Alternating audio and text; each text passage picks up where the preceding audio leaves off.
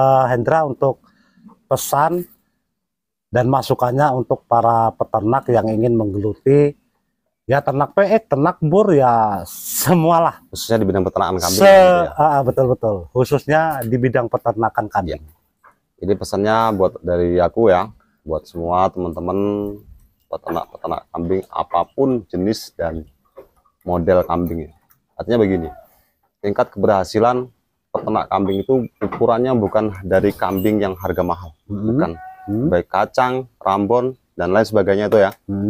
Yang pasti kunci utamanya adalah cara perawatan lah. Cara perawatan. Kalau walaupun kambing kacang, rambon, kalau kita merawatnya maksimal gitu kan, saya rasa tetap harga jualnya juga bagus.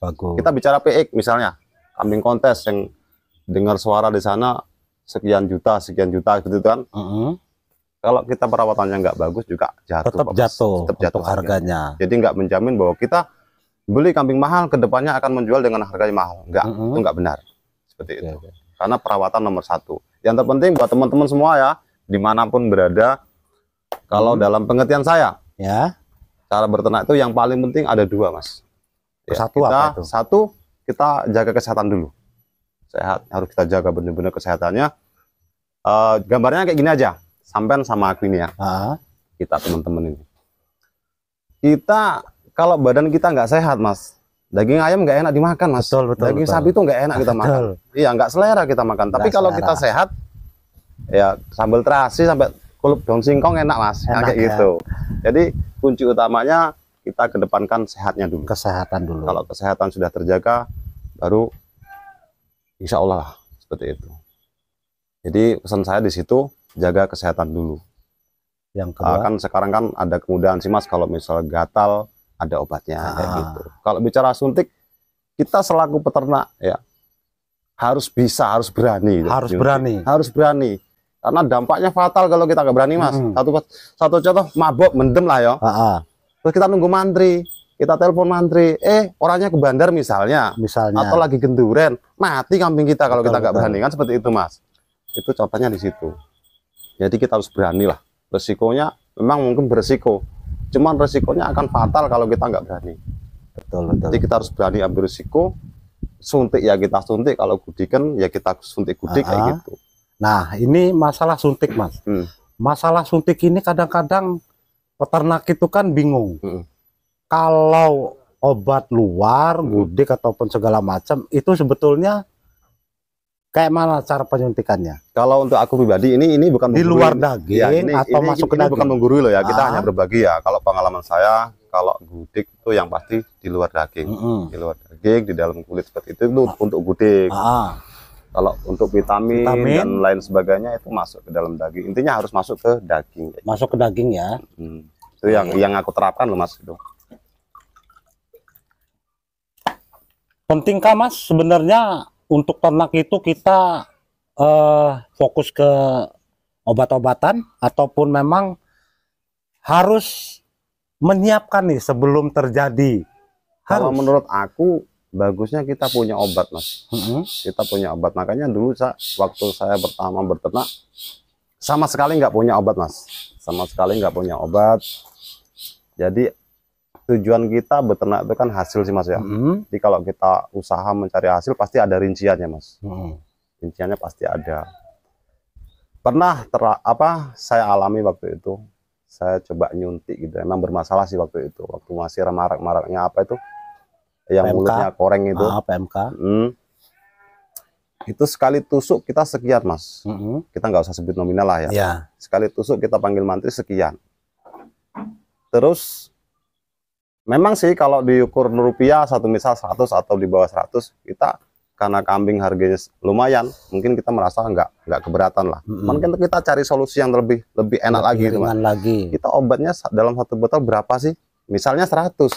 Ini bisa buat nyuntik berapa kambing? Lebih dari 10 gitu kan. Jadi kalau dihitung-hitung kan lebih baik kita lebih murah gitu. Lebih murah lebih baik kita punya sendiri. Kalau masalah berani atau nggak berani, ya kita kan banyak teman bisa pertama ya kita minta tolong sama temen yang bisa. Pasti di sini juga banyak kok, Mas, teman-teman yang punya obat tapi nggak berani. Kalau saya bisa pasti saya bantu kok kayak gitu. Oke. Intinya kan biar kita sama-sama enak gitu. Jadi gitu teman-teman ya. Intinya untuk pesan terakhir. Pesan terakhir yang pasti semangat, yang terpenting jaga kesehatan kambing. Itu nomor 1. Kalau sudah sehat, insya Allah Mas, nggak sulit lah. Nggak sulit dalam arti gini, ya contohnya tadi itulah.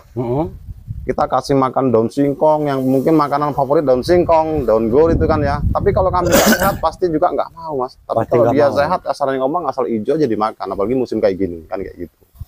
Oke. Kayak gitu. Jadi itu teman-teman ya, untuk pesan terakhir Mas Hendra, tetap jaga kesehatan. Jangan hanya kambingnya, orangnya juga harus sehat. Karena kalau orangnya tidak sehat, dampaknya akan ke kambing juga. Aduh, parah itu Mas. Lebih parah lagi. Ke kambing-kambingnya jadi nggak sehat. Jadi kadang-kadang peternak itu salah. Kadang-kadang kita harus menjaga, diforsilkan tenaga kita untuk kambing supaya sehat, tetapi tidak menjaga diri kita supaya sehat. Dan yang terpenting lagi gini Mas, kalau bicara tentang kesehatan, ini yang sering saya lihat ya, yang sering saya lihat, yang terjadi di lapangan lah buat teman-teman itu yang benar-benar saya lihat itu. Satu contoh kayak penyakit gudik, gitu kan? Penyakit gudik itu kan kebanyakan mereka itu setelah dia gudik kan baru diobati, gitu kan? Suntik vitamin, setelah dia kelihatan kurang vitamin baru disuntik. Jadi pesan aku ya, yang namanya menjaga kan berarti kita berobat sebelum sakit, kan seperti itu. Betul. Kita bisa mudah kok memahami kalau kambing ini misalnya gatal, dia dalam 1 hari 1 tempat digoyang sampai dikisik lah bahasanya itu kan, lebih dari 4 sampai 5 kali, berarti kambing ini bermasalah. Dari situ baru kita kerja gitu. Kalau emang parah bener kambingnya, nggak usah panik. Di sini sering saya lihat orang kalau berternak sudah gudik parah tuh ya, jual, bahkan harganya jatuh Mas. Kasihan, kita sama-sama peternak nih ngerasain loh susahnya cari rumput Mas. Betul. Jadi dimandiin dulu ya teman-teman ya, dimandiin pakai sabun, setelah pakai sabun udah bersih, pakai regen atau pastak gitu. Nah, udah itu dijemur. Setelah merasuk semua luka luaran sudah kena semua, kesentuh sama obat tadi. Udah kasih kita obat dalam juga. Jadi kita serang luar dalam. Jadi biar solusinya biar bener-bener obat diobati dari luar, sama regen tadi. Dari dalamnya harus juga bener-bener obat dia. Mudah-mudahan dalam jangka waktu yang tidak lama, kering ya, hasilnya maksimal. Karena saya pernah punya, dapat beli juga kayak gitu.